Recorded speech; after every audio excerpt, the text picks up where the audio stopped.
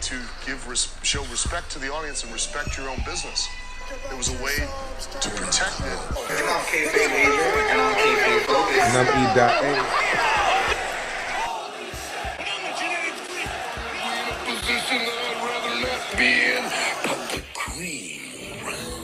It's Kayfabe Avenue.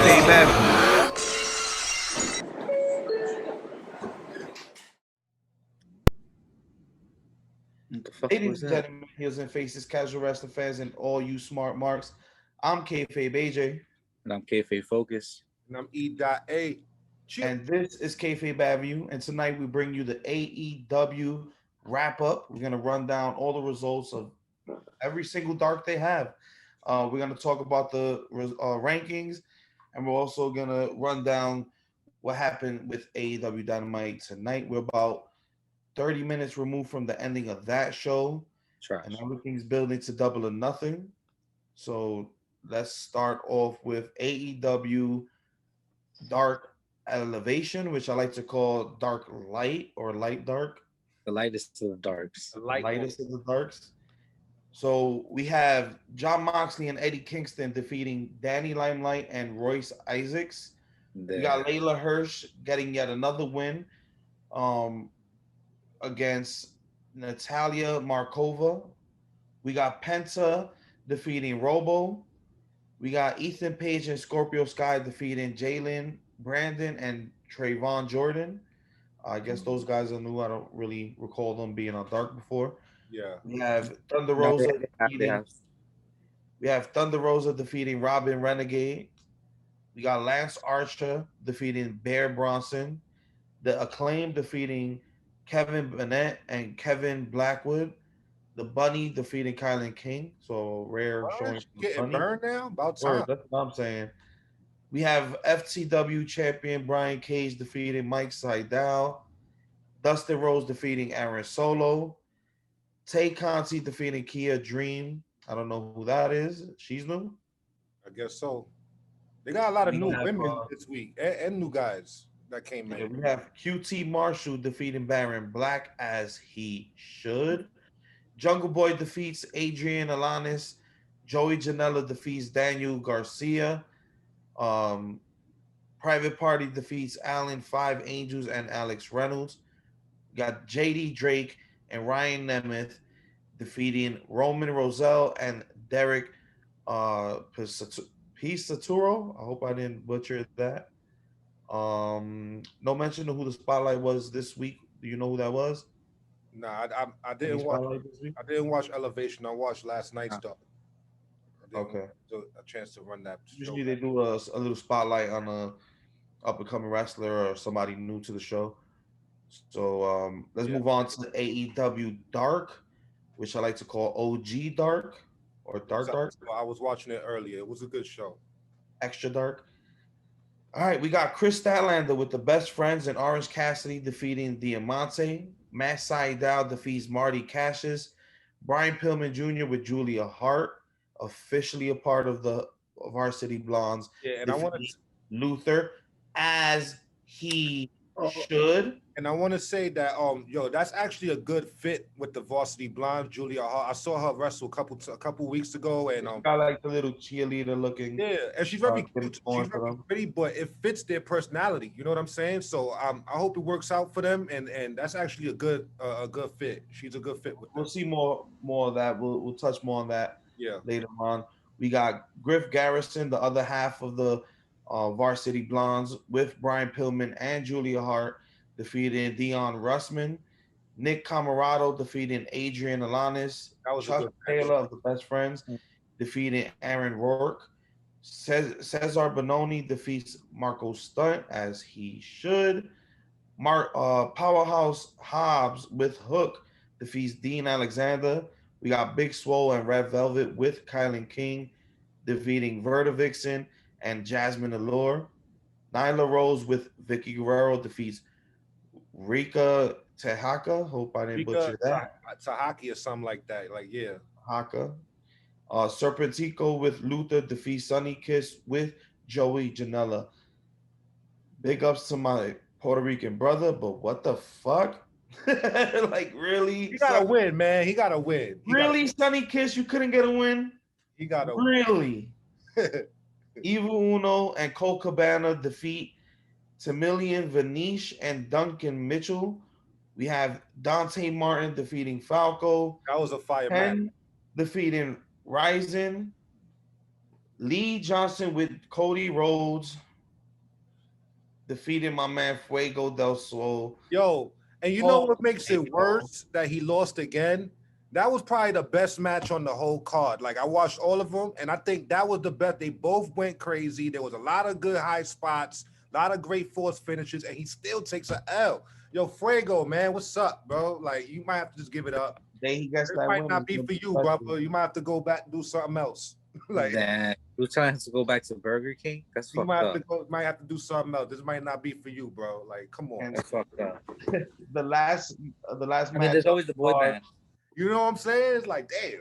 What was that? There's the boy band. There's always the boy band. The last match on the card was Angelico defeating Vary Morales. I guess it doesn't vary. He's just a loser. Yeah, but that was a good match though. Like that was another one that was a good back and forth. He's the losing Morales. Yeah, Morales. We don't know. That was a good match though. Yo, and Helico's submission looks devastating, man. Like, yo, that should look crazy painful.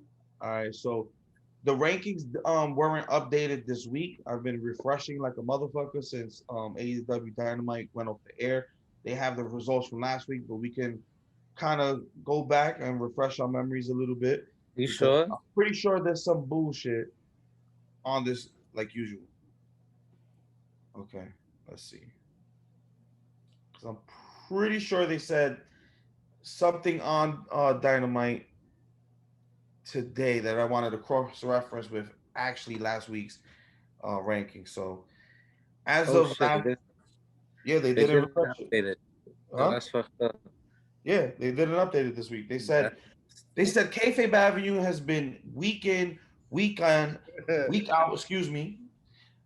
in and week out, tearing down the rank system, completely obliterating it, trying to make it make sense and failing because it doesn't make any fucking sense unless you're talking about the women's division. And you know what's crazy? Dante Martin, earlier I saw his record. He's 7-1. He should be in there right now. You should be right with Mox if that's the case. He should be there somewhere, but it is. But, you know, they don't even update the roster correctly. Matter of fact, he just got 8-1. That was before that match. He's 8-1 right now. He should be in there somewhere. Just saying, AEW, just saying.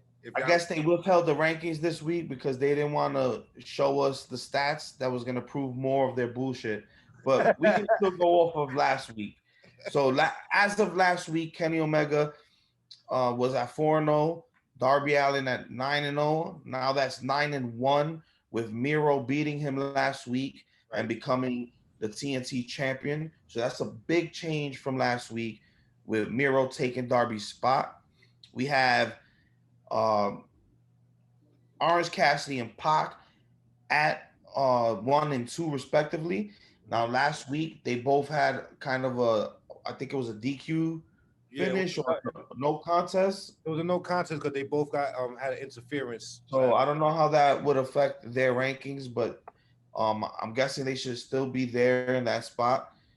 John Moxley 7-1, Brian Cage 6-1, and Hangman Page 8-1. Now Hangman didn't have a match on any of these darks or tonight, so that makes sense that didn't change. Brian Cage did have a match on dark, so his record should be 7-1. Right, Cage did though.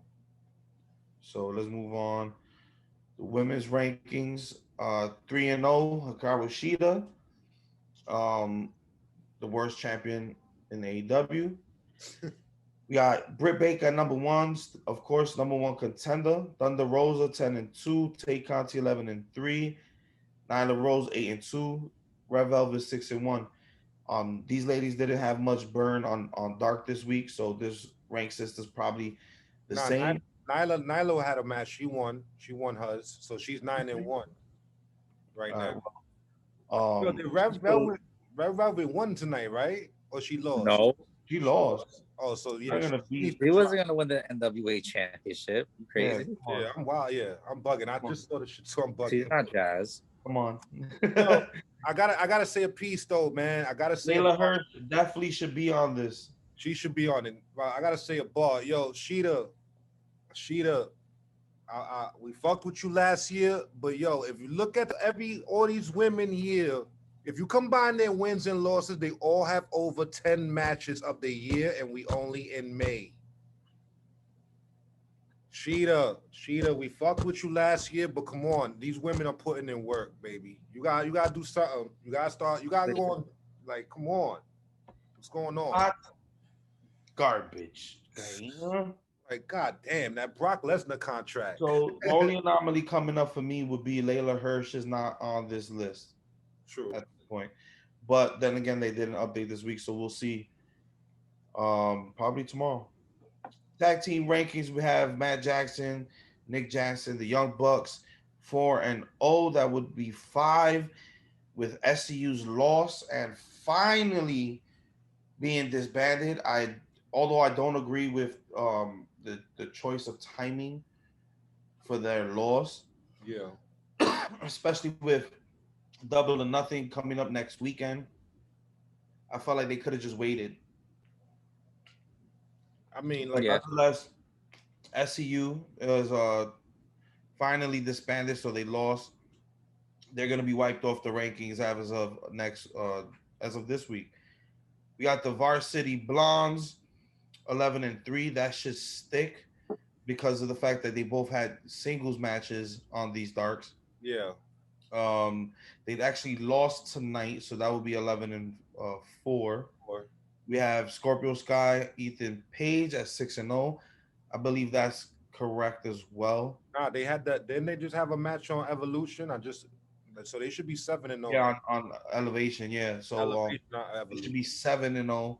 Yeah. Then we have the Acclaim 7-2. Is that accurate?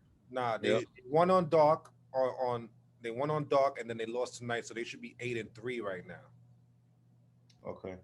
And then, of course, FTR, they're not even supposed to be on this fucking list because there's so many other tag teams above them. I'm telling you, it's in their contract. They have to be number 5 at all times. Yo, for some reason, like, come on, man. What's probably Arn put it in the contract. Arn put it in the contract. Powerful on Dark and get some wins so they could get back in the rankings. Like, what the fuck? Nah. It is what it is. Nothing but garbage, Guyana. Rest in peace, Macho Man. Yo, we love you forever. All right. Speaking of rest in peace, we had news this week that New Jack suffered a heart attack and he's no longer with us. Rest in peace to New Jack. I didn't even know the crazy bastard could die. That was shocking in itself. Yeah, that's crazy. I know it's a tough time. Condolences to his family and stuff. But I gotta wonder if what's his name? The guy that he cut up in the ring. The kid Mass Transit. Yeah, one of the mass transits in heaven, like, oh Lord. Like, who let him in? Who let him in? Nah, he's probably got payback. He probably got then afterlife, like, oh man. No type of payback. Nah, he up there getting payback right now. Like, New Jack is believe that New Jack is G-checking everybody up there and probably like dipping in their pockets. New Jack, man, that's crazy. Yeah, rest in peace to New Jack. Definitely unexpected. So to start off Dynamite, we had a nice recap of last week. We have Christian Cage and Matt Sydal starting off. Of course, Matt Sydal mysteriously being able to find Team Taz's contract and signing it himself. Whatever. I passed the other 5 members, but okay. Matt Sydal signed it. He challenged Christian Cage. They ended up having a really, really decent match. Can't complain too much. They're really building on this. Christian Cage WWE guys and everyone. They announced him as undefeated since dude's only had fucking 2 matches. Like, Yeah, he only had like 3 matches. Like, what are you talking about? yo, the man's only had 2 matches, bro. You know what? Now that I'm thinking about it, Christian should be at the top of the rankings. He should be the number one He contender. should. He should. Yeah, No, if the way they promoting Since they it, book, yeah, he should be the number one contender now. Like that, if they book He should him be the like number one that, contender.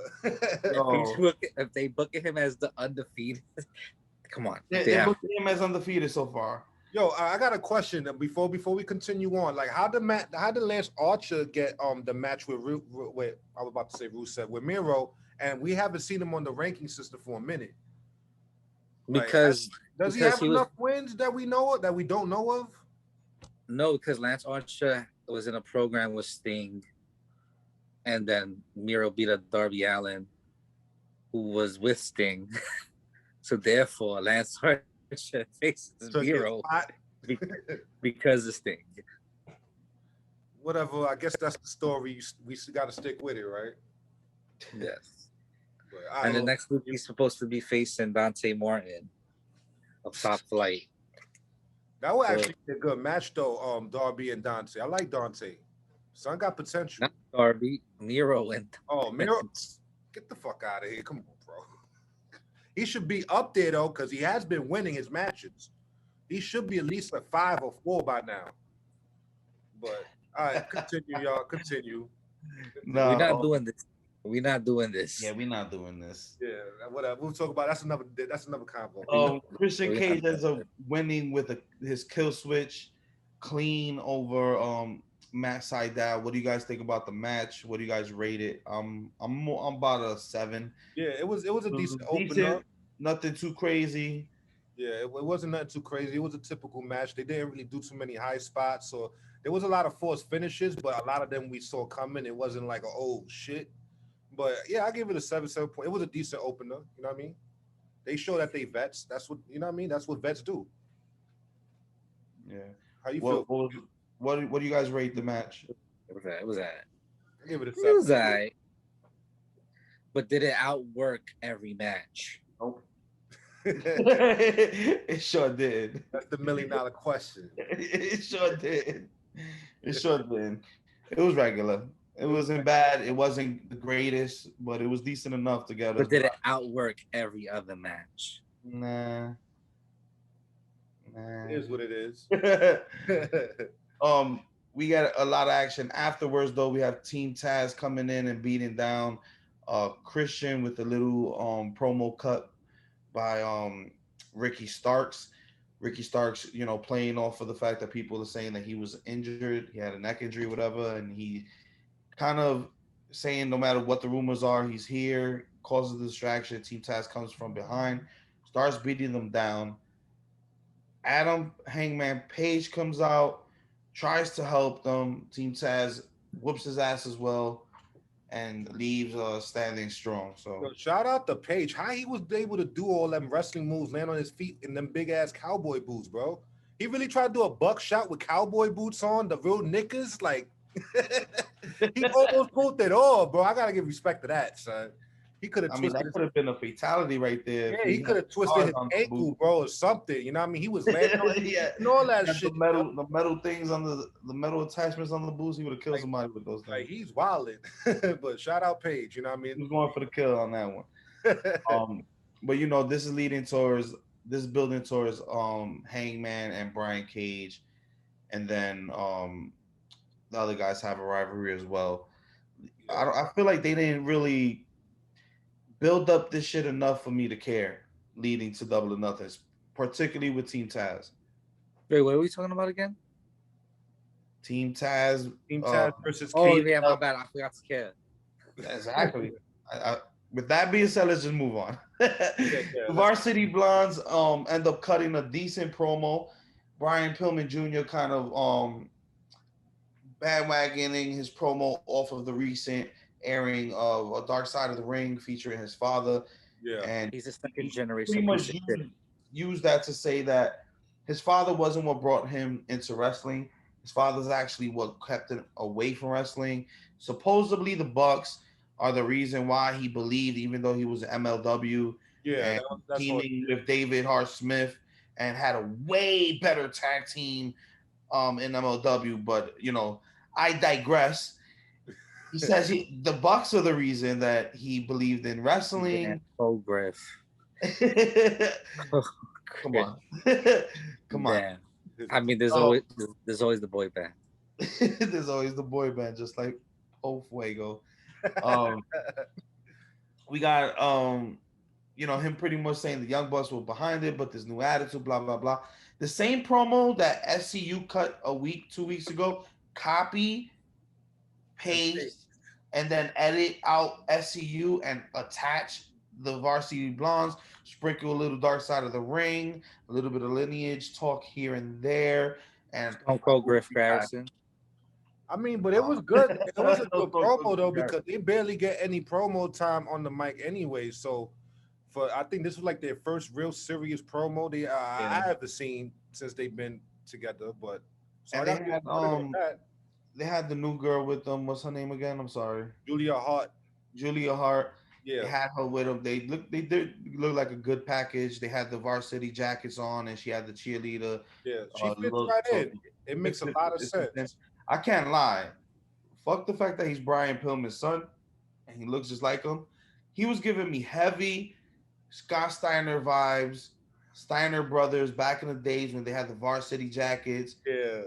It's the mullet, bro. That mullet, heavy Scott Steiner, early Scott Steiner vibes. Yeah.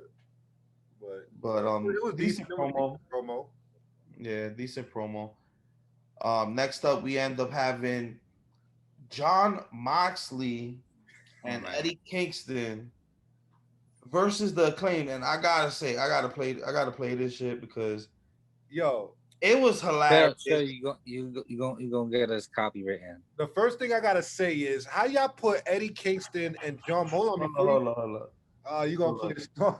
Yeah, your man's went in. I can't even lie. I really enjoyed this. Now I think that was the best opener that he done so far. He had bars. Acclaimed is the paradigm shift. These two guys exchange Valentine's gifts. Yo, Eddie, why you dressed like it's 04? You look like a box of Newports. Yo, he bodied him. You're out of your element. I'ma knock you out with this mic like Omega did. Call your girl. She all in my mentions. Trying to hit me up for some oral sessions. He bodied that. You can't even lie. He bodied that. Yo, I gotta say because you missed the part where they did the promos before the match. You can't put Eddie Kingston and Jon Mox. That's like a cheat code, bro. They like the two of the best promos in the game right now. Like that. And that promo was trash though. Nah, that was trash. That's why I was garbage. I was like, I have seen better, but they like them two together as a. I don't like them together. The funny thing. That's what I'm saying. Like they all better solo. I don't like them together. I feel like who put that tag together? Kingston makes Mox look like he can't work. Okay, and elaborate that a little bit. Like I feel like Mox dumbs down his. He's trying to say that Eddie Kingston is too outlaw mud show wrestling bullshit, and it brings out the worst out of Jon Moxley, who was trained in the classic WWE facility. No, I'm not saying that at all. Exactly what I'm saying is, I feel like Jon Moxley dumbs down his style to give time for Eddie Kingston to shine, and I feel like even though they're similar, they both come from same backgrounds. They clash. I don't feel like they're good as a tag team. You think the mesh is good? Nah, I don't think the mesh is good at all. Like I said, I feel like Jon Moxley is dumbing down his style to allow Kingston to shine. I think that they are better off solo, both of them. Like I like Eddie as a bad guy, and I like John as a good guy. You know what I mean? But they both got one of the best promos. Like they both great promos when they off-bound. They're doing their own thing. I don't know who put this team together. But eventually, they're gonna whatever, you know what I mean? But it is what it is, you know what I'm saying? But as far as the match, oh my God. First off, the opener, after he said that bar, that was a shoot, bro. I don't care what you say. Anthony Why Bo, would you do on the opposite? bro, dude I almost in the fell out guard? my chair. He was like, AEW, bing. Yo, I almost fell out the chair, bro. Mid-sentence, he got knocked I out. like how he was like, he's talking about her podcast. He's talking about the podcast. Because he's like, oral sessions. I'm like, yo. Yo, Big nah, ass son. body That was a of shoot punch. I don't care. And then they would stiff shot and Caster in the corner with them chops. That was that. Yo, he was not It playing. looked like Mox grabbed Kingston. He was like, I'm about to beat this boy ass. So hold me back if I go too far. That's the little. It looked like he was telling him in private, like, when Yo, this boy hits this ring, I'm gonna whoop beat the shit that out of both of these kids. You're like, they gonna learn the game. Like, We're yo, gonna whoop him. We gonna yo, whoop. but I love the Acclaim, man. I love they starting, like you said, they like we said in the text group, they starting to become one of my faves right now, bro. Like I love it, son. Yeah. Cause they hilarious, you know what I mean? Yeah, that's what's up. I beat Yeah, that that's too. what's up. You got the message too? Yeah. Yeah. So yeah, man. Moxley, yo, bro, like the acclaim, I gotta give them proud. They're gonna be a fire tag team for a long time. I can't wait till they get the belts and they start coming out with the belts and starting bars off with the belts. Like, woo, it's gonna be hilarious. I don't know. I feel like AEW, while they're showcasing them in a great light, they're also not giving them their fucking shine. These guys should have been. Not only should Caster have been in the number one contender for either TNT or the World Championship, these guys should have been had a tag team title shot. Yeah, at least they already had. Well, they had that fatal Oh, four. they should have been in that picture. No. They had that one off to write them Yeah. off of why they're not number one contender. That's it. But they had That's that. all AEW does.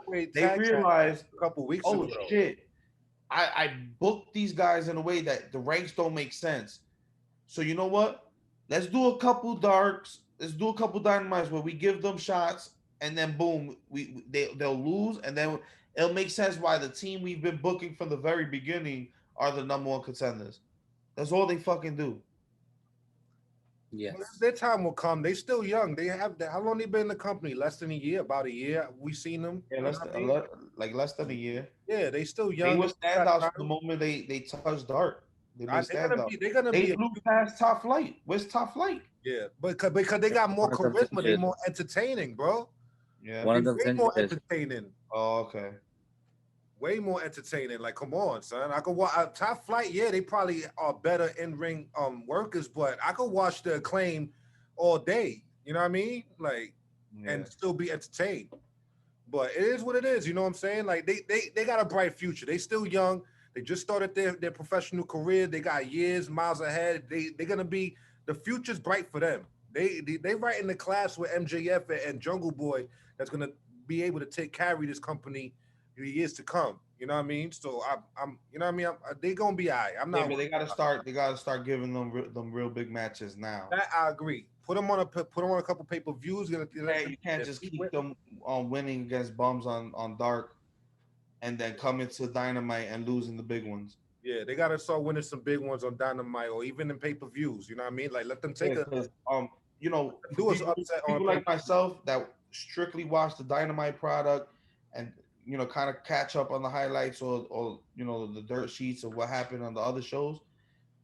For the casual viewers, they need to see these guys win on the main shows, the main Dynamite show. Yeah, like consistently to build them up as the future stars. Because right now it's been elite, everything's been elite or Nightmare Fam. That's all it's been. That and a sprinkle of Inner Circle, Pinnacle. Yeah. Where's the rest of the roster? They're gonna be all right. I'm not worried about the Acclaim. They do. All I'm saying is that Inner Circle needs to cut down their segments to one.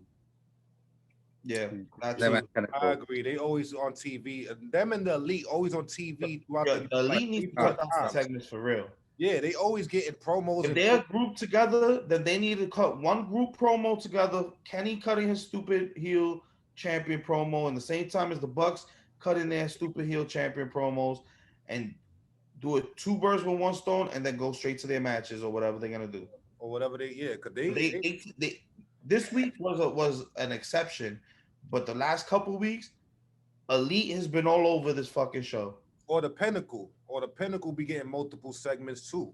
You know what I mean? So speaking of Pinnacle, you know who needs airtime? Who talk? Layla Hirsch. I've been saying that for I weeks. ain't tripping. She needs to get on Dynamite already. She's amazing. I like her. I've been saying that for weeks. She's already. Because she needs to come up at. I want to see the top 5 or the women's division. Already. Yeah, she needs to come up and play with the big girls over here on Dynamite eventually. But let's not drift off into Layla Hirsch. I was trying to segue in. We had Alex Marvez talking to Chris Jericho, and Jericho was with Dean Malenko. Trash. They had a little mention of the man of the 1,000 holds and the joke with the 1,004. And Jericho was like, I think I forgot a few holds. Yeah, that was funny. But what is he, a doctor now? Dean Malenko is a doctor now? Like, what the fuck? He's a backstage producer. He's the producer. I'm like, yo, why is he over here talking to him about his arm? Like, because his arm is in this metal rack. I know, but I'm like, yo, so now you went from wrestling to not a back, whatever. Because the arm has a bar in it. Whatever. So that counts as an arm bar move. Okay, I got it. Yeah. So we got Scorpio Sky and All Ego Ethan Page in the ring with Tony Schiavone.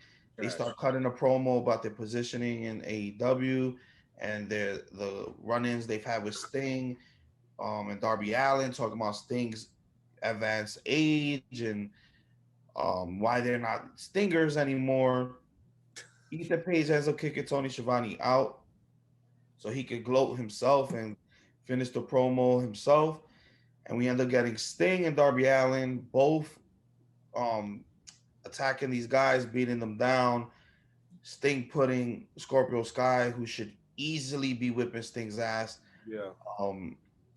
Puts him in the Scorpion Deathlock while Ethan Page is looking outside the ring, acting like Darby Allin is any type of intimidating.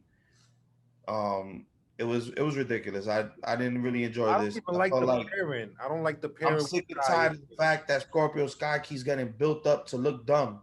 Yeah, I don't like this pairing. I like this guy when he was alone as a face, and like I don't like. I like the pairing. I don't. But you're gonna book them to still look weak. That's my problem with it. That's not my. I don't know. They could have done anything else with Sky, but it is what it is. We need to get this stigma that they think when we book people like Sting and these old legends that they have to be booked like they're still in the 80s and 90s. Brother, you should be getting your ass whooped, and Darby should be making saves. Yeah. Let's put it out there. Scorpio Sky and Ethan Page should have easily whooped their asses. For real. Easily. And we should have had Darby trying to make the save with the skateboard. And what makes it worse, get beat down, and then he's just tapping him with the skateboard. Hey, stay out the ring, bro. And what makes it worse is he's gonna hit the Scorpion Deathlock, even though it took like 10 minutes to lock it in. Bret Hart somewhere cringing, like Jesus Christ, dog, lock it in already. Bret Hart somewhere like, what the fuck? He like, yo, what? He's somewhere blaming Seth Rollins for Sting's Scorpion Deathlock. He blaming. Yo, it's true though. No. But I would blame Seth Rollins for that though. He blaming Hogan. That is like, yo, if it wasn't for Seth powerbomb and Sting into that, we could have still had him in the WWE. I don't know, man. But I already see it coming at the pay-per-view. Sting and Darby's gonna win, which is gonna be total bullshit. And I already see it coming. I'm tired. I'm tired of Sting. Getting booked strong. So I'm ready to talk now. So get your bars off. The TNT title don't give a fuck. Don't mean shit anymore, right? Like fuck it. We're gonna just go after Ethan Page and Scorpio Sky. Fuck the title. Miro took it from me. I'm not gonna get it back. I'm gonna just be a bitch and go after Scorpio Sky and All Ego Ethan Page, which it doesn't even make sense that they're even here, because it's like that's why Sting and Darby's not even on the tag team, so it's like they're not even on the tag team, right? Because what are you doing? That's why I need to see. Like it would make more sense if Scorpio Sky was mad that SU broke up and go after the Bucks than him going after I Darby feel like Allin. there was a producer backstage that was like, "Oh my god, did you realize that Scorpio Sky and Sting have that scorpion thing in common?" And then booked it. I feel like that's some washed up producer backstage. For that they could have just brought back Two Cold Scorpio. Scorpio Sky. Oh my goodness! And then they'll form a fucking stable together, all three of them. Facts. Whatever. But go ahead. It's next. Let's move on from that heap of trash. They did announce that Sting is gonna have his first in-ring match. It's not gonna be recorded, pre-recorded. It's gonna be an actual match at Double or Nothing. Darby and Sting versus Scorpio Sky and Ethan Page. Next up, we got the Pinnacle, some restaurant cutting a promo against the Inner Circle, and I gotta say, yeah, you're right, trash. You know why I feel like it was trash? Because Sean Spears still looks like a bitch. How you have the waiter completely ignoring him, like, yeah, that's the Herb in the group, even though these dudes are supposed to be about money, and I'm just a regular waiter. I'm gonna sun him, and I'm gonna make sure he don't get none of this wine. Cringe. You didn't see that part? No. Cringe. It was. You wasn't paying attention the entire time that MJF was talking, and the entire time that whichever one of FTR was speaking, whoever his name is, the entire time Sean Spears is trying to get wine. The guy for FTR, he's like this. The waiter goes like that, pours him his wine. Sean Spears, the entire time they're talking, is like this. He doesn't get his wine poured, and then gets pissed off, grabs the waiter, slams his head on the table, and acts like he's gonna smash the bottle in his head. And the rest of Pinnacle's like, "Oh, chill." And then FTR, the guy who was speaking from FTR, gives him his wine cup. And then the promo ends, and they're drinking like Pinnacle. It was cringe. I didn't like this. They could have cut this out the show, and it wouldn't. MJF's promo in it was good. I did like MJF's his promo in it. I even like the guy who was speaking from FTR's promo. I didn't like the Sean Spears part of it. Treat this man like a part of the fucking group. Word. This was the point of him being there, right? He's the Mongo of the group. He was and that's the sad thing. You're right about that. That's the best thing you could compare him to. The fucking Mongo of the group. The worthless piece of shit that's just there. Like, why is he even fucking there? You've seen a Mongo match. Yeah. Yo, first and foremost, he's a horseman. That's disrespectful to me and this wrestling business. He was the trashiest horseman in the entire Horseman run. You know what? But he's still invited to the barbecue, and Arn is in. That's a fidag. After rewatching OWCW, Mongo ain't in the barbecue. He's in there. Nah, he's in there. He's on the line. He's not in VIP. He's in there. He's on the line. He's in there because his football career, not because of wrestling. Of course not, because his wrestling was hot garbage. And that's the thing. Sean Spears is actually a good fucking wrestler. Yeah, he could go. I like Sean Spears. He's a good wrestler. He has the look. He can do it. Why are y'all still treating him like the redheaded stepchild within the Pinnacle? He was already the redheaded stepchild in the Nightmare Family. Yep. Like, come on, bro. Then is he gonna be a good hand everywhere he goes? Yes. That should be his gimmick. The good hand. That was his gimmick. That was his gimmick. The glove, the metal slug in his glove. He was the hand. What makes it worse, the whole year that he's been in the company, his only highlight from what I remember was when he had the feud with Scorpio Sky and he beat him.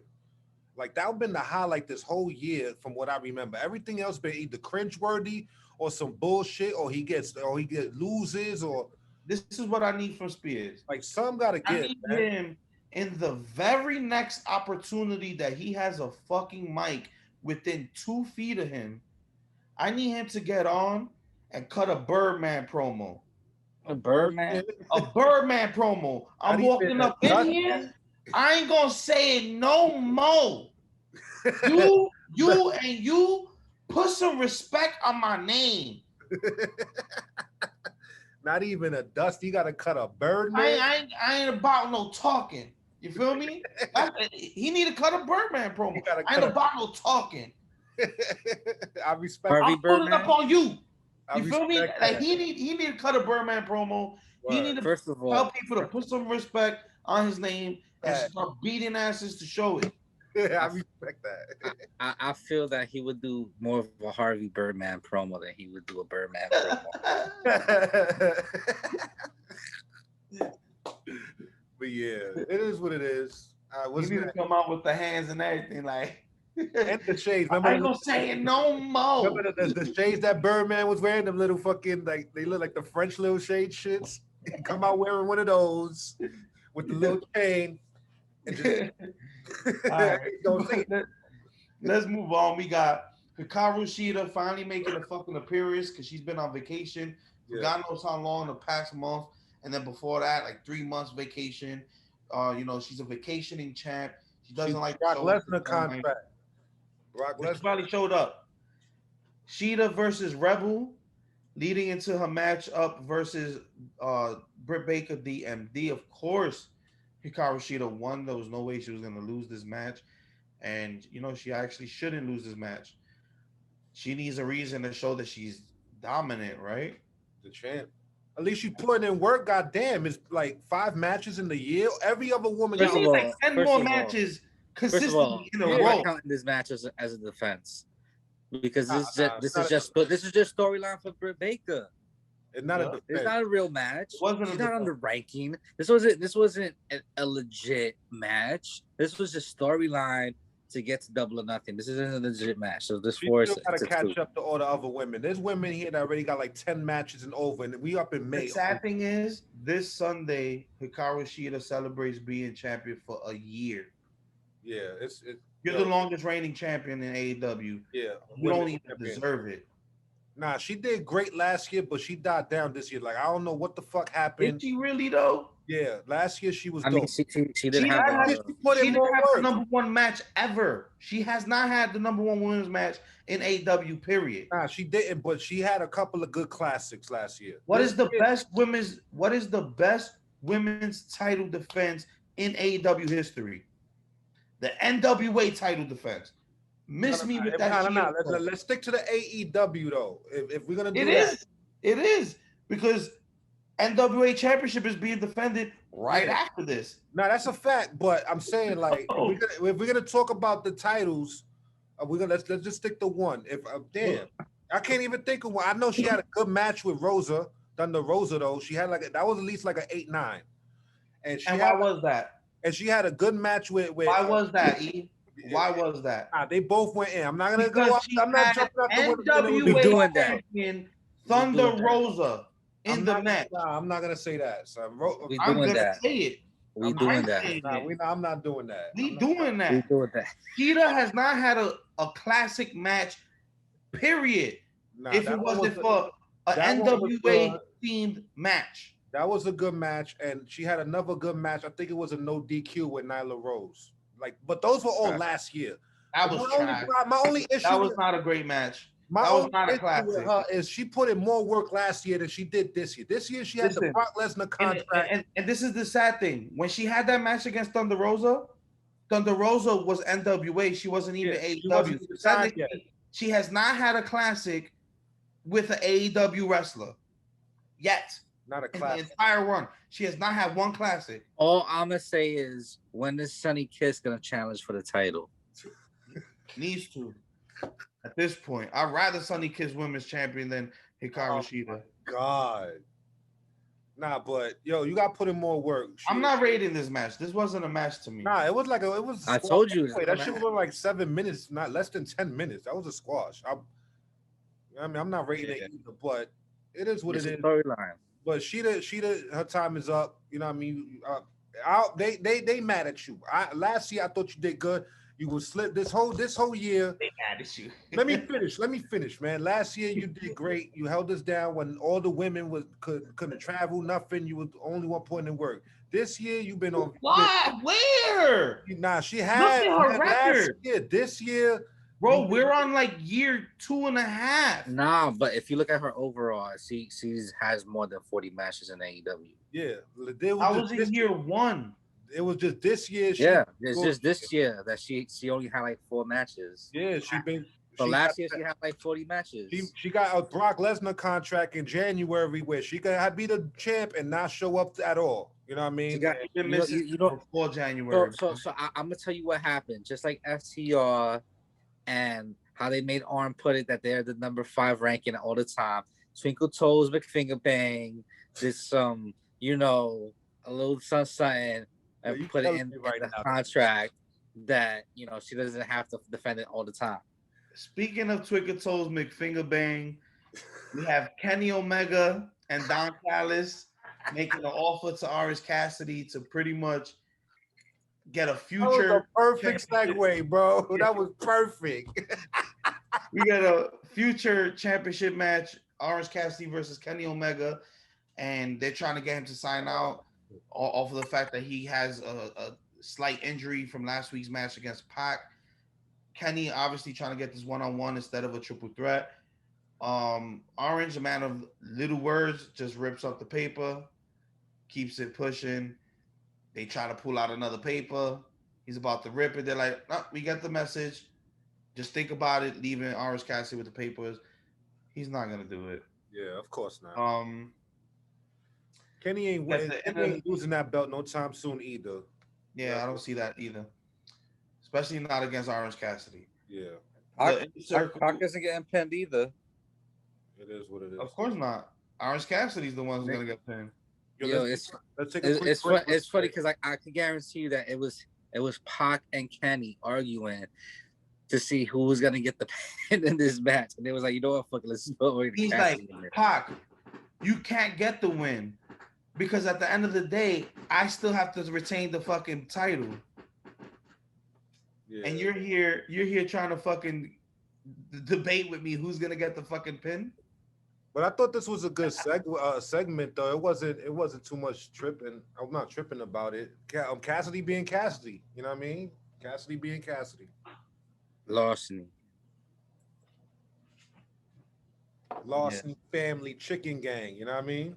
So next up we got the Inner Circle responding to the Stadium Stampede challenge. Everybody in the ring minus Santana, who's still locked up for stabbing MJF with a fork, supposedly. Long story short, they're set. They're talking about, we're gonna have to be killed. Shut up. Good promo. You said that with Blood and Guts too. Yeah. Look what happened. Yeah, good promo. Nonetheless, it wasn't a bad promo, but it was trash. That's what it was. It's trash. It was a decent promo, but it's like more of the same shit. Yeah. It is what it is. You know what I'm saying? It is what it is. We end up getting Mark. Well, they end up accepting the challenge, of course. We already knew that was going to happen. We had Mark Sterling, Esquire, approaching Jade Cargill, one of the managers that's seeking her, her employment or whatever, trying to get her as a client. We don't know who the fuck this dude is. Yeah, I never seen this out of left field.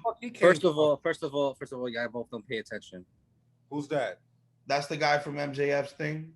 Yes, exactly. We don't know who the fuck this guy is. Yeah, he's the campaign manager. He elevated MJF to heights unseen.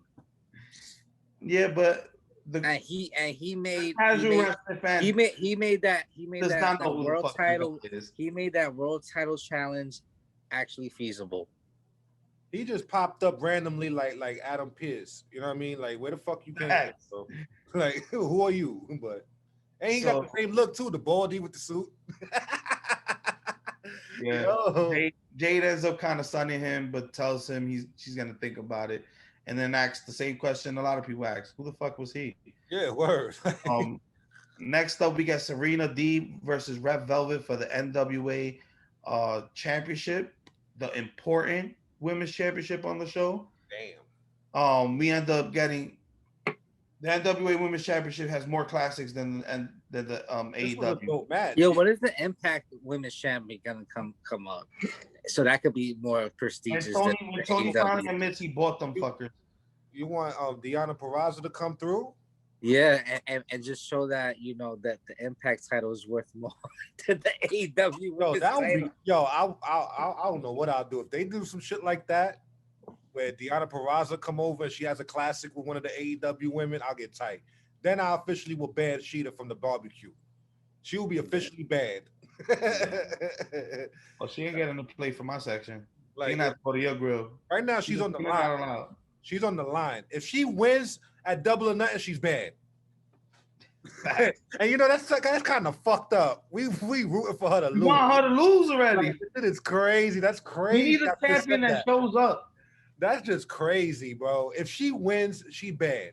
If Deonna Purrazzo come over and she has a classic with like Chris Statlander or something, she's double banned. She's banned for 2 seasons. Like, yo. And Deonna Purrazzo, I like her. That's not no slot on her. She's a great champion over there. But yo, if she come over and she has a classic with somebody in AEW, nah, you bad, Sheeta. Come on. Come on. Everybody else having a classic but her. Yeah, you gotta have a classic. You gotta have a classic. That's facts. This was a good match. Not quite a classic, but it was definitely a good match. I'll give You know what? You know what? I have a feeling Charlotte's gonna enter her into this match.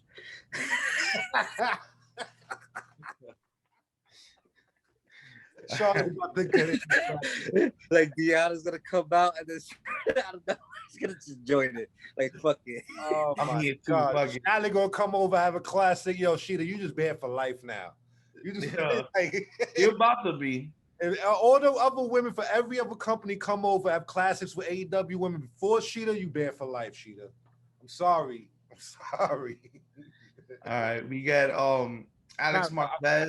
Let me rate that. That match was the match was actually dope. I gave it like a 7.5. I thought Red Velvet, she's actually improving a lot. You know what I'm saying? Like, she really did a great show in this match. Yeah, I'm starting to see Red Velvet, and I'm not seeing so much Brandy anymore. Yeah, man, she's getting busy. You know what I mean? I just want to say that 7.5, you know what I mean? Definitely a dope match. It was one of the better matches of the So night. what you're trying to say is when Brandy comes back, she's gonna be little brand. She's gonna be little Velvet. Little Velvet. Lil They Velvet. just formed a stable with Kylie King and Big Swole. So I think they're gonna focus with her over there, and they're gonna leave. Brandy's probably still gonna continue her problems with Jade because she actually, you know what I mean? Let's pray down. We got Alex Marquez interviewing Pac about the matchup at Double or Nothing. And he's really just a quick, bastard. nothing special. Yeah. We got Austin Gunn versus Anthony Ogogo. Now this match was trash. This match, yeah. Yo, This match was garbage. What was amazing was the sell job. Don't die now. The sell job that Austin Gunn did, this man legit looked like he was knocked out. Did the whole snoring, everything. Yeah, that shit was. So this, not only that, a whole segment happens around him, and he's still knocked out. He's still asleep. And he's still knocked out. He didn't even move. He didn't even move. Yo, he was on his CM Punk. They shit. better give him like a little extra money tonight. I was on Twitter. I was on Twitter in the middle of that match, and a minute after that match, Bully Ray's like, he is one of the best sellers right now. Yo, They better give him a bonus for that one, yo. He better get a bonus tonight on the side. Cody Rhodes still playing up this American Dream. Cody Rhodes, he's out there with a big ass flag, gets mad that Gogo grabs it, and then he throws it. He goes, "Oh my God, the flag!" Grabs the flag, and then Anthony Gogo grabs his flag, and I guess his flag versus flag match or some shit. Yo, what the Flag fuck? on a It's like, pole yo, match. we're not even enemies with fucking Britain. What is this even happening? Flag on a pole match. Shout out. Yo, man, this is yo. Cody yo, needed I would- any reason Cody needed any reason to become the American Dream. Yo, it's not even the 4th of July yet, bro. Yeah. Nah, but it's Memorial Day weekend, Why you having barbecue matches and the barbecue haven't even started? Yeah, that's a good reasoning. The pay-per-views the day before Memorial Day. Yeah, so that probably might be why. You know what I mean? Memorial Day weekend, shouting out the But veterans. do we care? No, we don't. We don't. We don't give a fuck. But Let's move on from that garbage ass match. I'm not rating that shit. Great sell job. Seriously, all jokes aside, that was a great sell job. That shit had me laughing. Yeah. And Austin Gunn, shouts out to you for that. It was really He funny. needs a bonus. Give him a bonus, Tony. It was believable too, because I've really seen people get knocked out like that and sleep like that. Yeah, give him Next a bonus. up, we got Alex Marvez once again interviewing Oh my god. the zombie FCU, Frankie Kazarian and Christopher Daniels. Christopher Daniels says nothing, shakes Kazarian's hand. Kazarian cuts a promo about the Elite, another person chasing the Elite, and we move on. Didn't care for it. Felt like it was unnecessary. Didn't we see this on BTE? We didn't either. Then we get Miro challenging, issuing a challenge, and Lance Archer comes out and confronts him. So we're gonna have Archer versus Miro at Double or Nothing. That's actually I did like the bar that Archer said. Archer was like, "Yo, before you came here, I was already killing everybody while you was still trying to be the beast." He was like, "You think that while you was over there trying to celebrate one day, I was trying to have a day." Yeah, like that was fire. He was like, "I was already killing people before you even got over here." I like that bar. That was fire. So so Miro's gonna face him. My only problem with this is I feel like it's too soon. Yeah, it's way too early. I already know Miro's gonna win, and I don't want Miro to win because I want Archer to stop being in this fucking rut he's in. Yeah, I think the timing of these two clashing was fucking definitely off. I would have rather this go on with Darby Allin, Darby lose to Archer, and then Archer down the line beats or faces Miro, and then Miro wins. But having these two square off with no reasoning outside of, hey, I want the belt. No build up, no nothing. Pay-per-views next week. It's lackluster. It's lackluster. I feel like we don't get a lot of heavyweight matches in AEW. We don't. This is way too early. They could have built this up. They didn't need Mero on the pay-per-view card. You know what I mean? Like he said, this is gonna be the biggest clash since King Kong versus Godzilla. Like they didn't need him on the card. You just won the belt. You could have, you know what I mean? You could have faced a couple other people before Lance Archer, because that's a match I really want him to. I want to see down the line where Archer actually wins. You know what I'm saying? But I don't know. I guess they jumped out the window and Darby got cut out the picture, and now they moving with Archer again. But I'll just hope that if Archer loses, that they continue the rivalry, so that way he can continue to get more chances instead of it just being a one-off. Because then I'm gonna be like, come on, so that was just another. I just buried Archer again. You know what I'm saying? That's my problem with it. I think it's a lose-lose situation. If Miro loses, you was a trash champion and transitional champion, and everything is proven right, of what the complainers are saying. And then on the other hand, if Archer loses, you're another person who's been booked horribly for a little while. Shit past year. Yeah. So I don't know. I'm looking forward to the match, but I don't want to lose. I don't want to lose her. I don't want to lose her. They could have pushed this. They didn't need Mero on the card. Like, I understand he's a champion, but it's still too early. It's only been a fucking week. He got the belt. Like, let him celebrate. Let him just, you know what I mean? Like, or how about instead of Lance Archer? We don't want to see a jobber either. Instead of Lance Archer, who could he have fought? Maybe the person that he came into AEW for. Maybe the person who's strong him along is just a glorified bodyguard, glorified best man. Maybe the guy he beat up a few weeks ago that has not got any payback since. Oh, Kip Sabian. Yeah, he's hurt though. Why he didn't still? He's hurt. He could have did something better. He's It's a better hurt. He's injured. What storyline. do you want him to do? He's hurt. You could lose real fast, depending on what the injury is. You don't have to have a full on match. It could be a quick squash. I mean, nobody wants to see Kip Sabian anyway. But I'd rather see Kip Sabian in a situation where Miro has no storyline, and we're gonna see somebody in this situation lose where none of these guys should be losing right now. Yeah. So I'd rather see Kip Sabian take that L, even if it was a quick 1 minute, 2 minute squash. And I don't want this was like, I don't know. This shit is like a real tricky situation because at the same time, we don't want to see a jobber either right now for Mero at a pay-per-view. That don't make no fucking sense. And they should have had him face 5 jobbers. Or I don't know, bro. Something. 5 jobbers at the same job. Let me have an AEW gauntlet match for the TNT title. That would be fine. AEW Dark Gauntlet match. That would have been fine. All the people who are unsigned that currently fight on Dark come face Miro. All the extras. All the extras come face Miro. That would have been all the young boys come face Miro. Right after that, then y'all could build a story with Archer and Miro that will last a little while. You know what I mean? That would have been for that. Yo, come on, we should be fucking bookers, yo.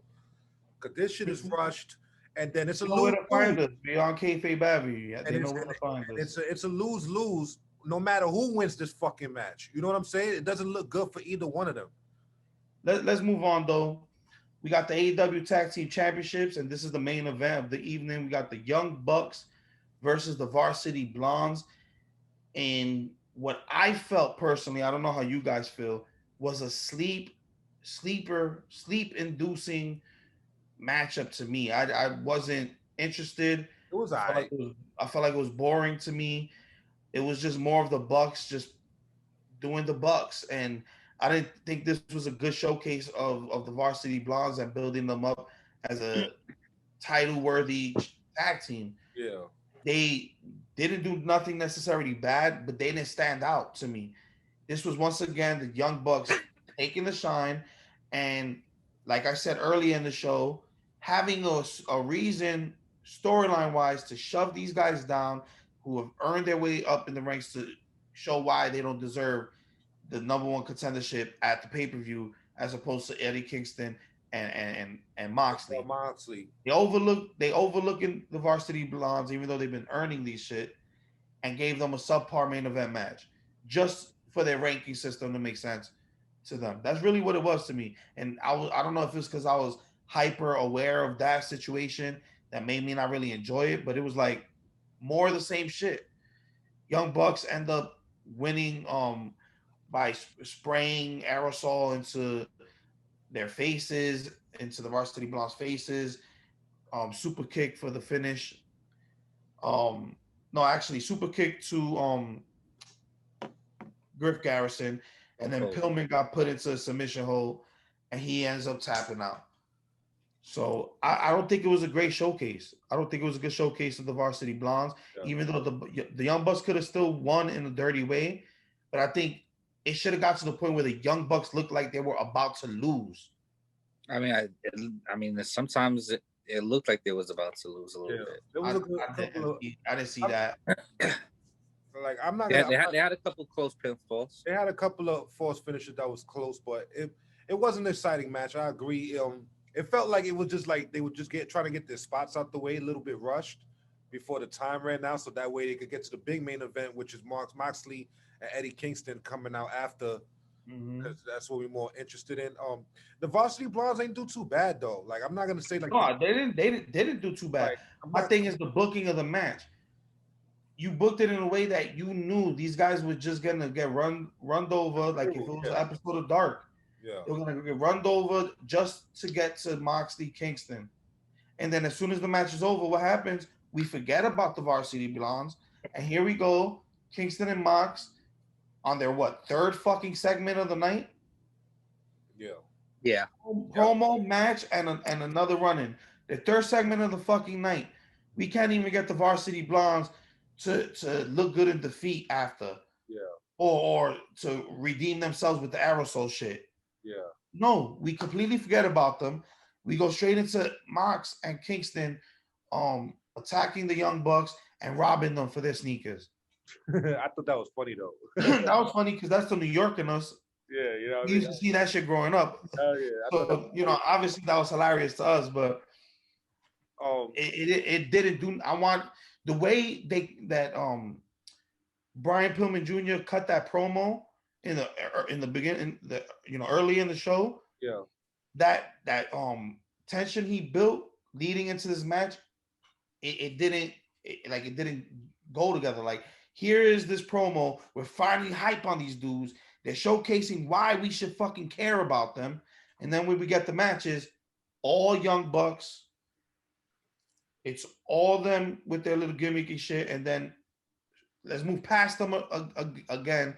We just run over them just like they ran over SCU last week. You had a 2-3 month storyline with SCU last week. You killed it for what? To get to Kingston and Mox. The same thing you did to the Varsity Blondes tonight. So that's really my issue with it. But the match wasn't too bad. But to me, it wasn't as exciting as it could have been. This should have been a straight up showcase for Varsity Blondes. It should have been like a gripping match. Like, oh my God, like they're gonna do it. The Varsity Blondes gonna dethrone them. Like, I never felt that tension. Not one time in that match. They might have had a quick fall, but I never felt like oh shit, can they? No, never. Yeah. That never came into my mind. It was like the Bucks are just gonna go through this, play their dirty shit like they're doing, and it's just to get to the next segment. Yeah. And that's what it was. Well, they're gonna be. I give this a 6.5. I give it a 7. I'm not tripping. I give it a 4. I'm not tripping too much over it. I just felt like they were rushing too much. Like they were just trying to get all their shit out the way quick, so that way they could get to the point after the match. You know what I mean? But it is what it is. You know what I mean? The Varsity Blondes are gonna be all right. They're gonna be all right. They're another young. They just need to keep the momentum, keep those promos. Yeah. Keep these wins up. More importantly. Yeah. But the rank system and the shit it really just convolute shit. You got the Varsity Blondes. They were the top tag team for weeks. Yeah, for a little Wasn't while. even on the rank system. You finally give them their shine. Finally put them on the rank system. They get 1 week on the main show, and they're already off of the view of the championships. And then what's crazy is we still got another Dynamite next week, so the Bucks could probably bury the number 2 right after this. Who was number 3? Yeah. According Number to 3 was the Claimant. Oh no, they ain't gonna wrestle the Acclaim next week. So they probably won't even wrestle nobody next Wednesday. No, because according to Jim Ross on commentary, with the Varsity Blondes losing, John Moxley and Eddie Kingston are technically officially number 1 contenders because they won their match. So they, oh my God, how the fuck that?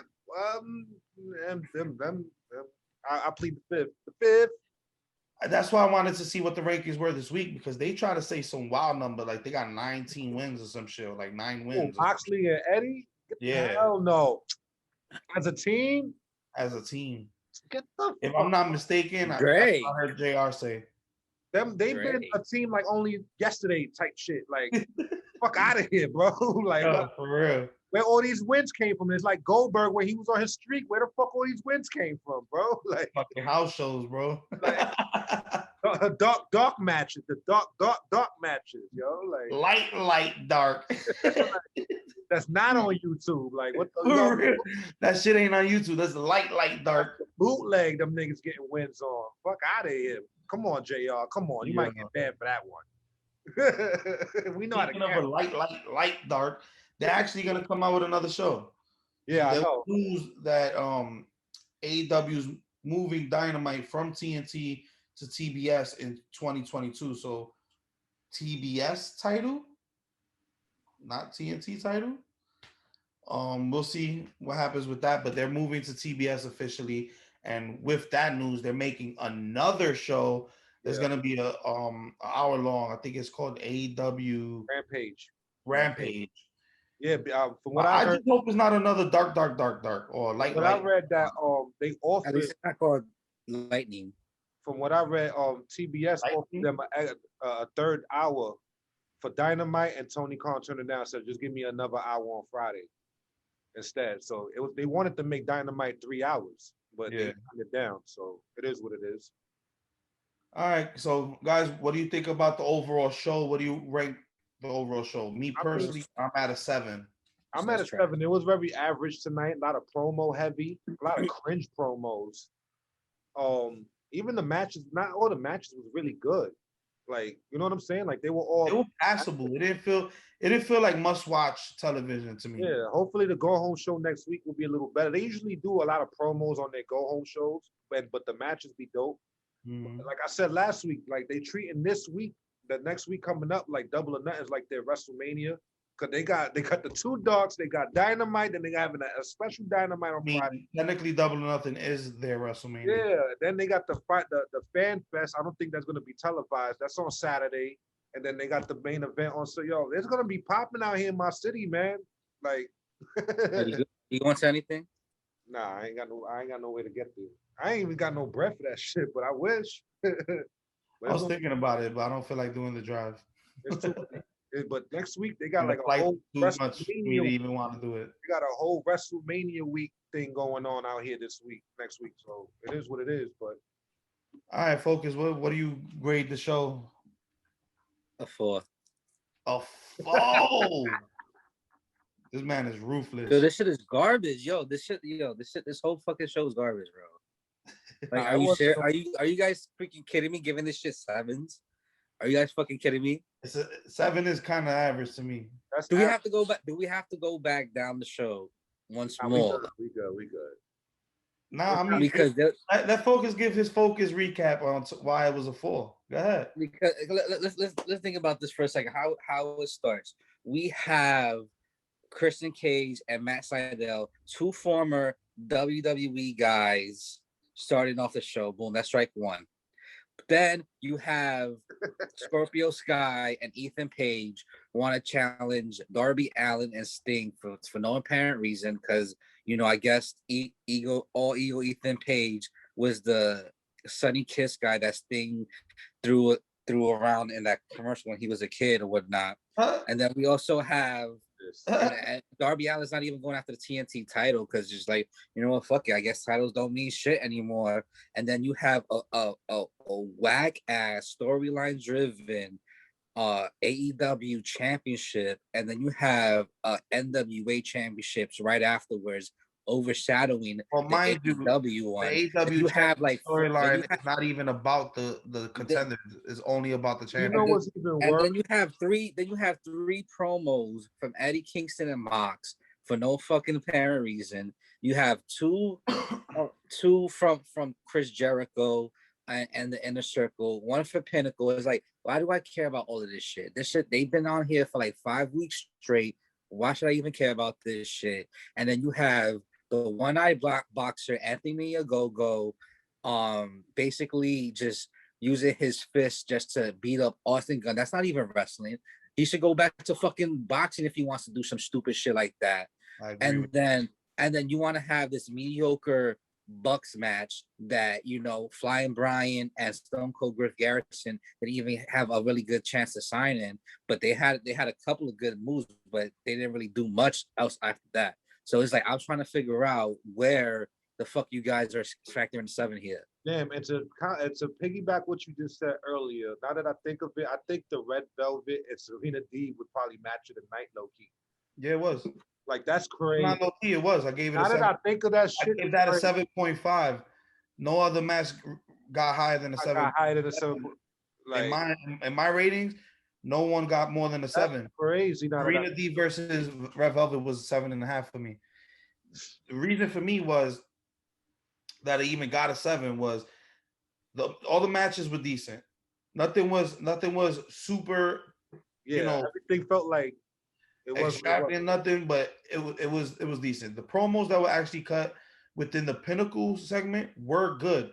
I just hated everything surrounding Sean Spears, but I had to give him credit because I did like MJF's promo in that. Tired of all of this shit, man.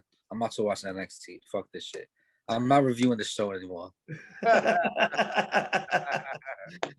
sound like old co-host.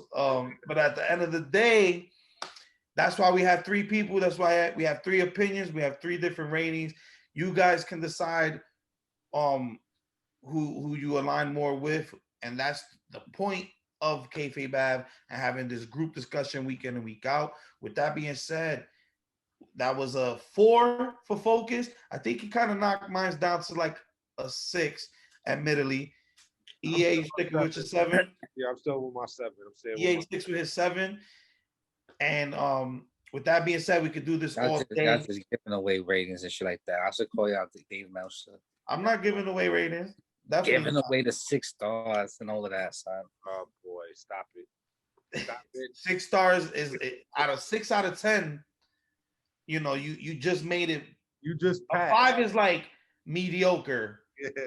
A 4 and under, that's like the hot garbage level. You know, This like is hot garbage. 1 being hot garbage, 2 being it's about none of these stories make that sense. steaming pile of garbage. None of these stories make sense, bro. The only one that makes No, nothing's been None making of them. sense. None But of nothing's them. been making sense Nothing ever makes since sense. Impact's involvement.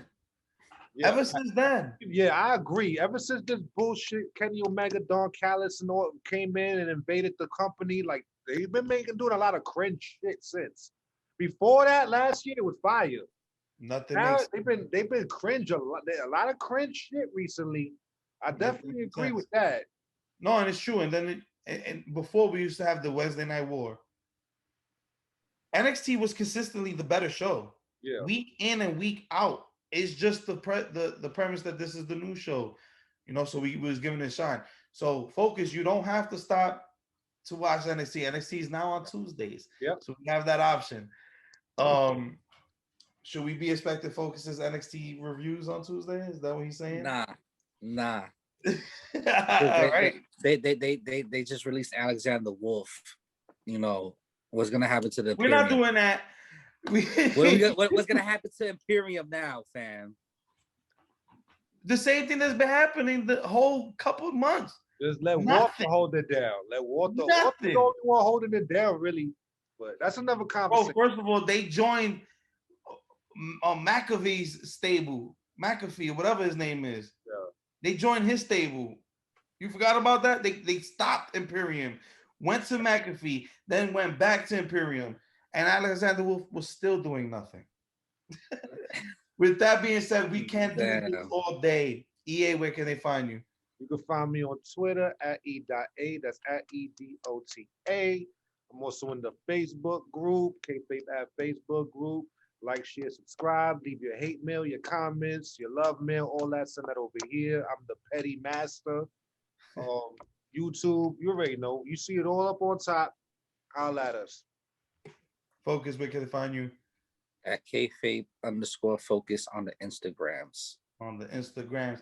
And you can find me and us collectively at Kayfabe Avenue on Instagram, at Kayfabe Avenue on Twitter, on the Facebook group. Join us, join the conversation. Go on YouTube, like, share, subscribe to our channel. Speaking of subscribe, click on that support link on Anchor, on Apple, wherever you're streaming our podcast from. We're on all major streaming podcast platforms, Spotify, all of them. Check us out, all at Kayfabe Avenue. I have been Kayfabe AJ. That has been E.A. and Kayfabe Focus. This has been the AEW wrap up. Kenny, take us home. Chill. Yeah, bug. Bye.